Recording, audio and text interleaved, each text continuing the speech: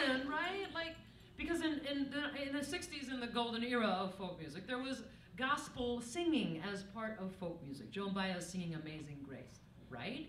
And then came along the 80s, and nobody wanted to touch gospel music because it got all freaky because of the religious right? It got creepy. And then, more recently, something started to happen. Something started to happen, which may have culminated in early November.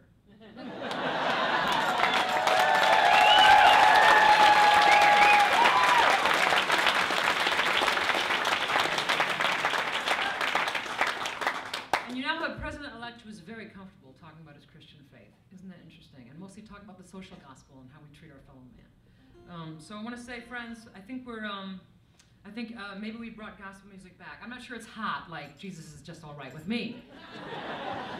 But maybe we're part of its brief moment in the sun, with the sun shining from the left for a change. We'll ask you now, before we sing this last song now, my brothers and sisters to join with us in this song, which to me sums up the essence of the project, which is really about the golden rule, which is treat your brother as you yourself would want to be treated. And I think that's something that we can all get with. So if you would, sing along, sing along, sing along. If you got it good, give it away. Give it away now. Yeah, we know Heidi can sing. She cannot not sing. Okay. Come on. Wait, I forgot.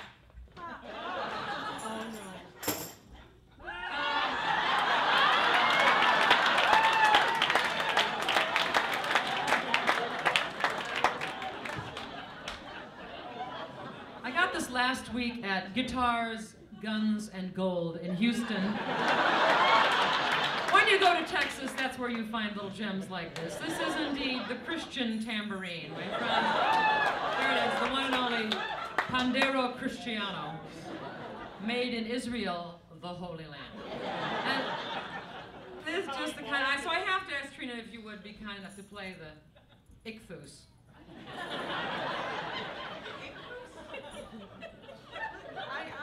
My crossword. Yeah, he's the Greek guy who flew too close to the sun. Icarus. Oh, Ichthus. It's like some German soccer player or something.